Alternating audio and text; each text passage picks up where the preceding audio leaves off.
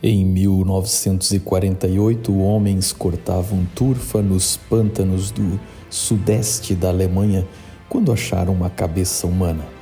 O crânio pertencia a alguém punido por juízo, ou mais provavelmente vítima de um sacrifício humano, no qual o corpo foi jogado no pântano. Seu cabelo era originalmente loiro escuro, mas os componentes químicos do pântano preservaram e tingiram de ruivo.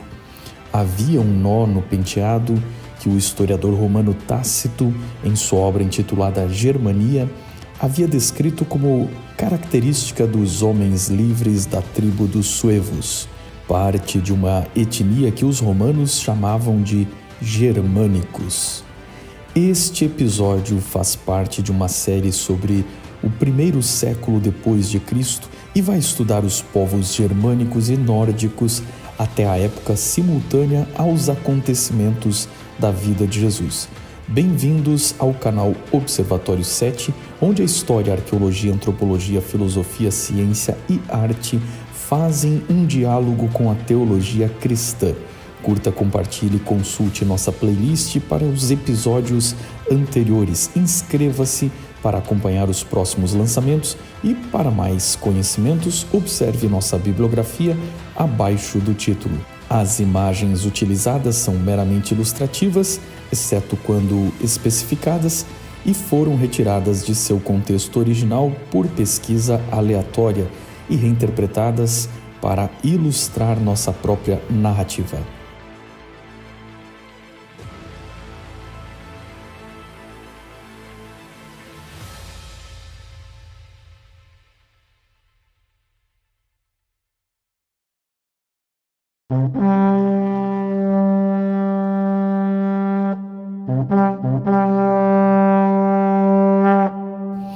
Arqueólogos costumam entender que, da divisão de povos indo-europeus que colonizou o norte da Europa, a cultura da Idade do Ferro, conhecida como Jastorf, deu origem aos povos germânicos, termo que designa seu idioma surgido no V século antes de Jesus nascer. Antes disso, os germânicos eram uma mistura de tribos descendentes dos antigos caçadores e agricultores da pré-história europeia, com imigrantes indo-europeus vindos das estepes da Ásia Central. Os gregos pouco falaram das pessoas do norte da Europa, tendo pouco contato com eles, e os confundiam com os celtas ou com os citas, com os quais eles realmente nutrem uma distante ancestralidade comum. Assim, para os helênicos antigos, os homens do norte eram apenas bárbaros ferozes, endurecidos, brutos e incivilizados. Alguns mercenários destes bárbaros começaram a ser vistos em guerras contra Roma cerca de 200 anos antes de Cristo, quando também registra-se uma migração dos cimbres e teutões, tribos vindas do norte, mas que por falta de designação na época foram descritos como celtas. Foi somente com Júlio César que eles foram descritos como um povo distinto dos celtas. César entendeu que seu idioma era diferente e representava outro grupo de tribos. César os descreveu como um perigo vivendo além do rio Reno, e quando Roma tomou a Gália, os germânicos passaram a ser sua fronteira e inimigos. Durante o reinado do imperador Augusto, na época que Jesus era criança na distante Nazaré, a fronteira romana no norte da Europa avançou além do rio Reno e Weser, criando a província da Germania. Mas as tribos livres iam até o norte, na atual Dinamarca e Suécia, e ao leste, na divisa com os dácios, citas e ancestrais dos eslavos, tendo o Danúbio ao sul como sua fronteira. Entre as muitas tribos germânicas, as mais famosas eram os Alemanni, os suevos, os cimbri, os teutões, os ângulos, os saxões, os batavos, os borgonha, os góticos, os semenones, os marcomanni, os lombardos, os francos, guetas do sul da Suécia, os érulos, os jutos, os lombardos, ostrogodos, vândalos e muitos outros como os daneses, chamados hoje de dinamarqueses, dentre os quais sairia a cultura da Escandinávia em países hoje como Suécia, Noruega e Islândia, estes chamados mais tarde de nórdicos ou normandos. Estes povos não tinham uma fronteira clara com seus vizinhos, celtas e dácios, e nestes lugares de fronteira, incluindo com tribos finlandesas ao norte, produziam tribos híbridas. A cultura germânica, à semelhança dos celtas, era de tradição oral e em grande parte transmitida nas sagas em forma de poesia e lendas. Os germânicos não escreveram sua cultura, mas ela foi preservada graças a alguns artefatos arqueológicos encontrados em seus túmulos, mas em grande maioria ao registro feito por missionários cristãos que os encontraram durante o período medieval de cristianização da Europa.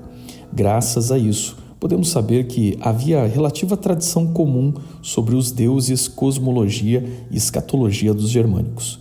O romano Tácito, que não era cristão, menciona em seu livro Germania, capítulo 2, uma interessante tradição na qual os germânicos, em suas canções que registraram seu passado, celebravam o nascimento da terra na forma de um homem chamado Tuisto. Ora, essa tradição é muito semelhante a Adão, que a Bíblia descreve ter nascido da terra.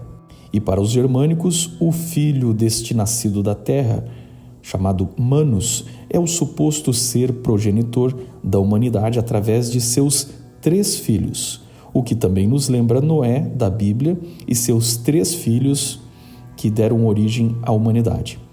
Eles também têm uma versão do dilúvio, onde a terra, simbolizada pelo gigante Ymir, é despedaçada pelos seus netos Odin, Vili e Ve. O sangue do gigante é a própria água que inunda o mundo e afoga todos os gigantes.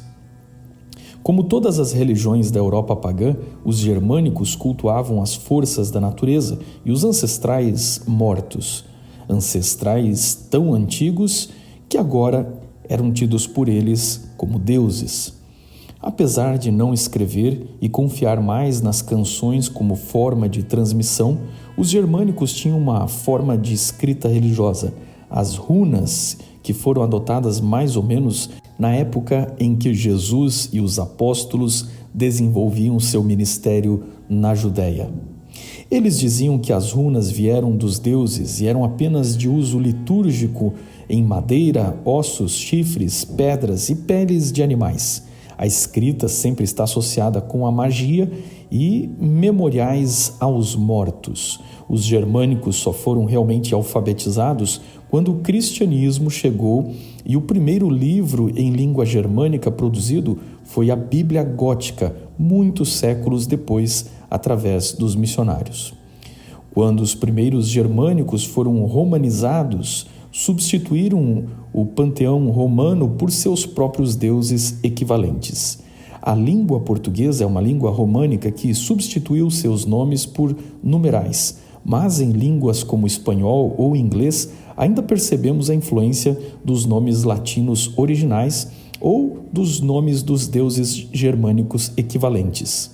O nome Sol, que ficou como nome próprio da nossa estrela, era o nome do deus solar germânico, chamado em latim de Dies Solis, depois vertido para Dominicus, o dia do Senhor, e ainda é chamado de Sunday, o dia do sol, em inglês, ou Sonntag, em alemão.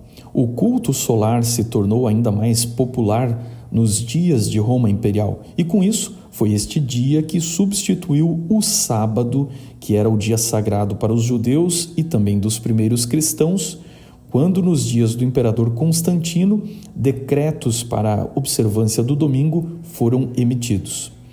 O dia seguinte ao sol era a lua, portanto a segunda era o dies lunae e passou a ser lunes ou Monday em inglês.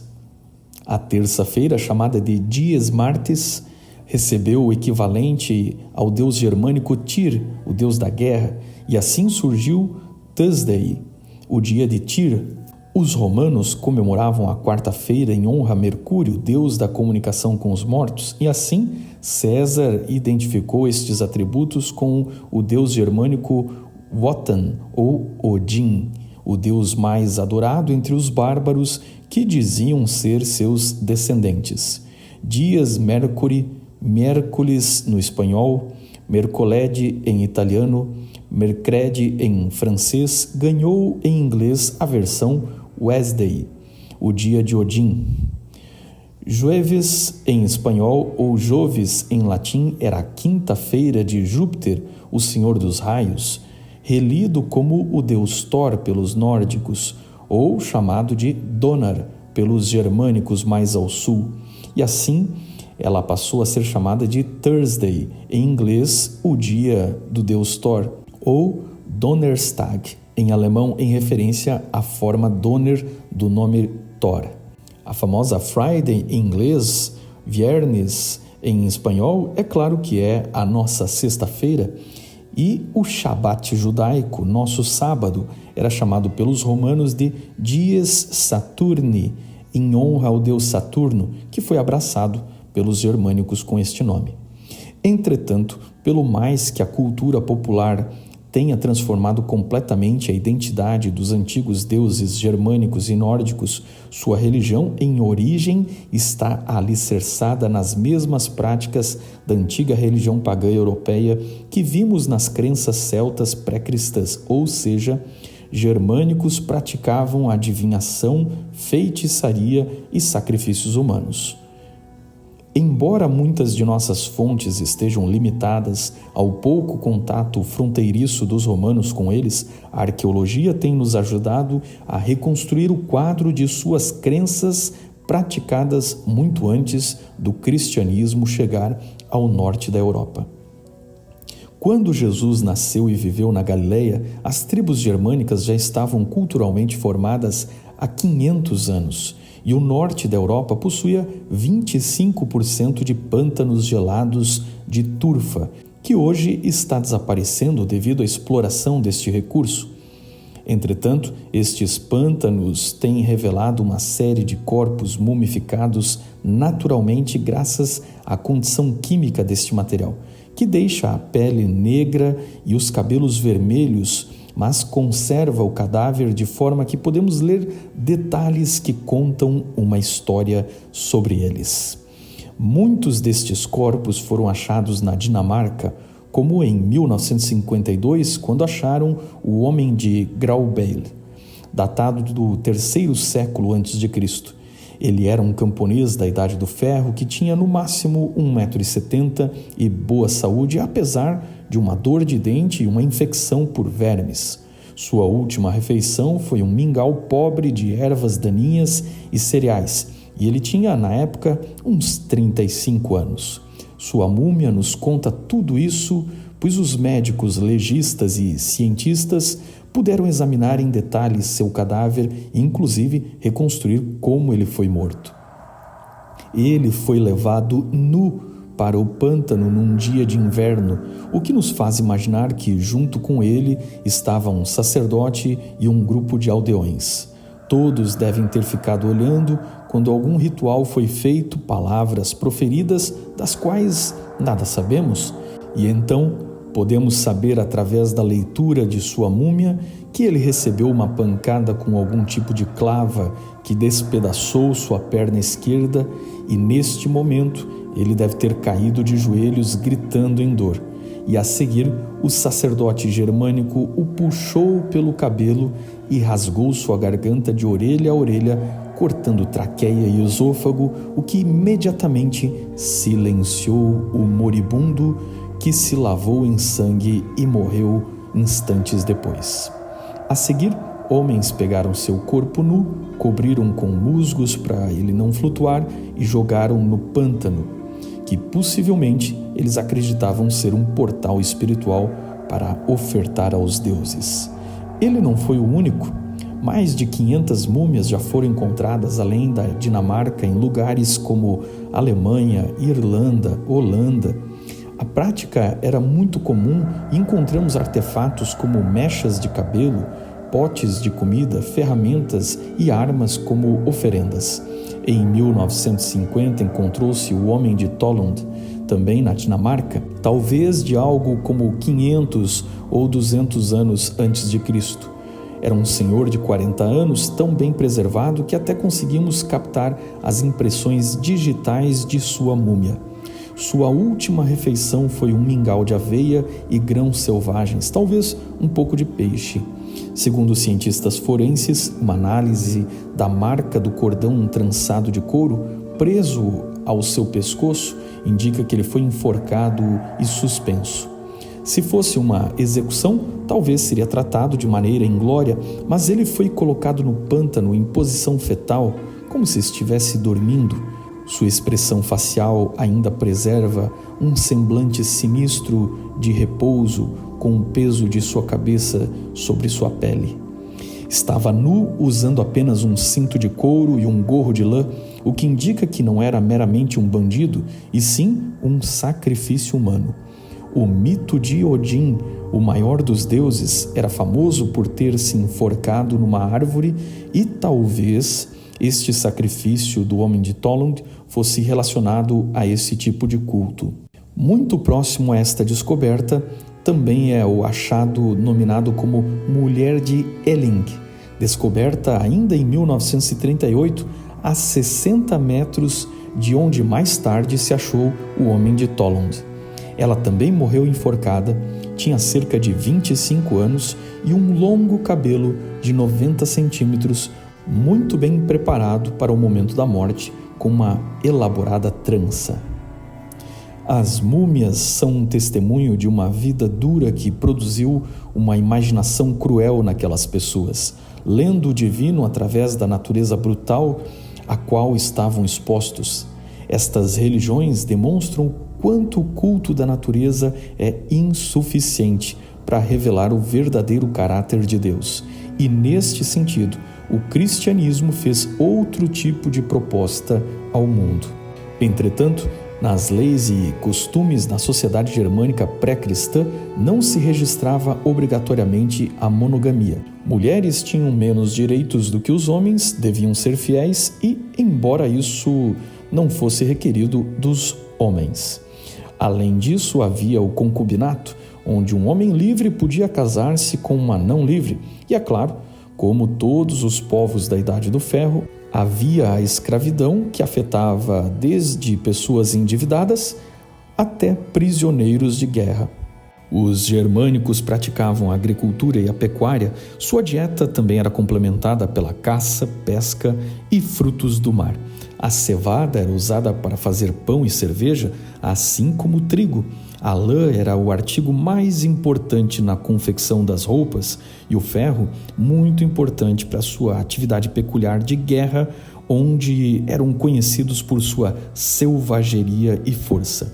O objetivo da guerra estava muito relacionado ao conceito de que, uma vez vencedores, podiam se apropriar dos espólios dos vencidos, incluindo bens e fazendo aquele povo escravo. Ou seja, a força tornava o roubo, estupro e escravidão numa atividade de direito para aqueles que tinham tal força, paga com o esforço da batalha. Para isso, os chefes convocavam o conselho para incursões militares aos seus vizinhos mais fracos. O conselho levantava voluntários e a própria incursão era entendida como um treinamento para a guerra. Alguns guerreiros famosos trabalhavam como mercenários, como no caso da tribo dos Bastarnas, que foi alugada contra os ilírios no sudeste da Europa, muito longe das terras germânicas.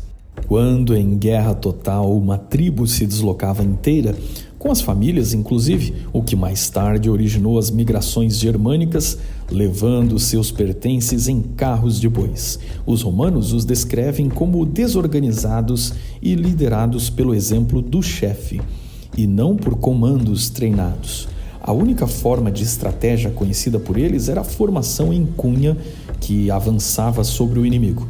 Isso mudou com o tempo, à medida que os germânicos serviram entre os romanos e foram aprendendo táticas e disciplina militar.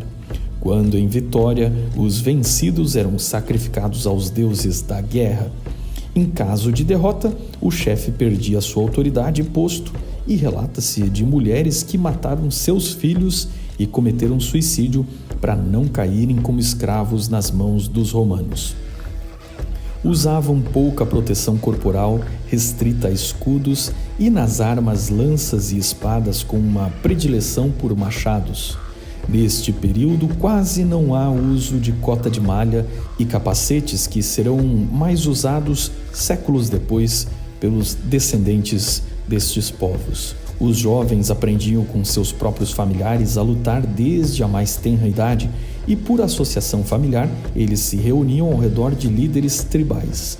A crença de que, morrendo em batalha, o guerreiro tornava-se um herói vivendo no outro mundo com os deuses é bem difundida. Aliás, a violência de sua guerra está toda atrelada ao seu conceito religioso. Entre a elite dos guerreiros germânicos e nórdicos encontrava-se os berserkers, que diziam lutar num transe místico frenético, incorporando a força e violência das feras selvagens. Discute-se se eles usavam drogas e plantas alucinógenas, mas fato é que são descritos como se atirando em fúria incontrolável sobre os inimigos, lutando sem qualquer medo, com o corpo exposto, crendo que o aço não os poderia cortar. A etimologia de berserker parece estar associada ao uso de uma camisa feita com pele de urso, mas entre estes guerreiros parece ter existido o culto de 3 animais totêmicos que implicavam em poderes violentos, a saber o urso, que designava os guerreiros berserkers, o lobo, que designava os Ulfhonor, e o javali, que designava os Jofur. Dizem que a possessão de um berserker iniciava quando ele começava a ficar vermelho, espumar, ter calafrios e explodia em ira, roía e mordia o próprio escudo e se lançava furioso ao combate sem poder ser parado ou dominado.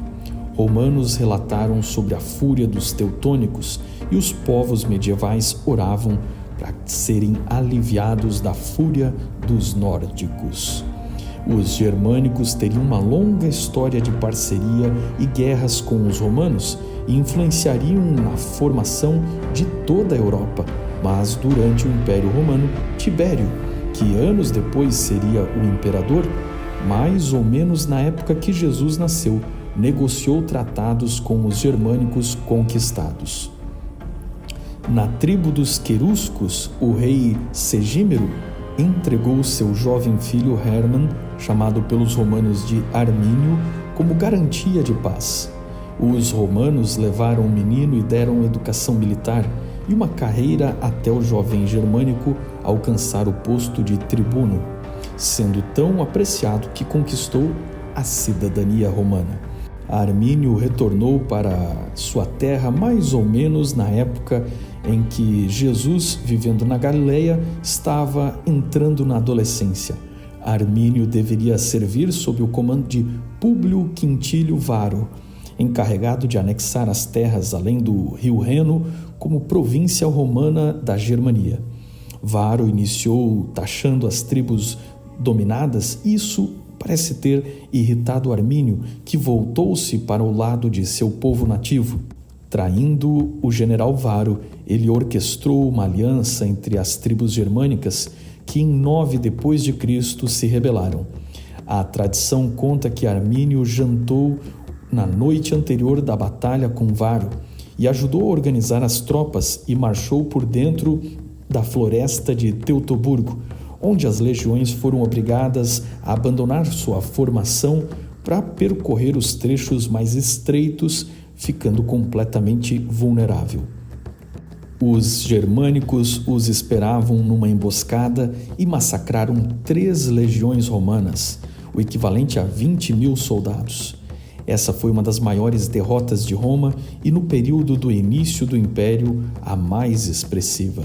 Depois disso, Tibério desistiu da Germania e os romanos foram embora considerando que os recursos daquela região não valiam o imenso esforço de lutar com os bárbaros. Estes mesmos bárbaros, séculos depois, tomariam todo o Império Romano, migrando até lugares tão distantes como o norte da África, ou ajudando a forjar a língua inglesa ao mesclar tribos germânicas com os bretões, criando também povos que se misturaram a celtas e romanos em lugares como Portugal, Espanha, França, Itália, Dinamarca, Áustria e outros, inclusive no Mar do Norte, onde se tornariam no futuro os lendários navegadores vikings durante a Idade Média. Entretanto, o próprio Armínio, depois da partida dos romanos, lutou com outras tribos germânicas e morreu em 16 d.C., traído e assassinado por seu próprio sogro, o rei da tribo dos Marcomanos.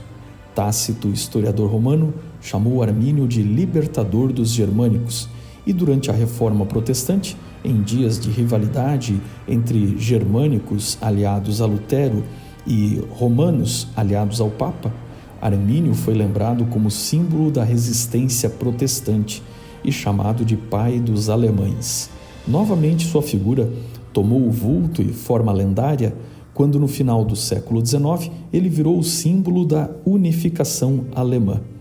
Em 1875, 30.000 pessoas foram até a floresta de Teutoburgo, onde os alemães inauguraram uma estátua de Armínio com 56 metros de altura, que ainda está lá, olhando para a França, como quem expulsa o seu inimigo.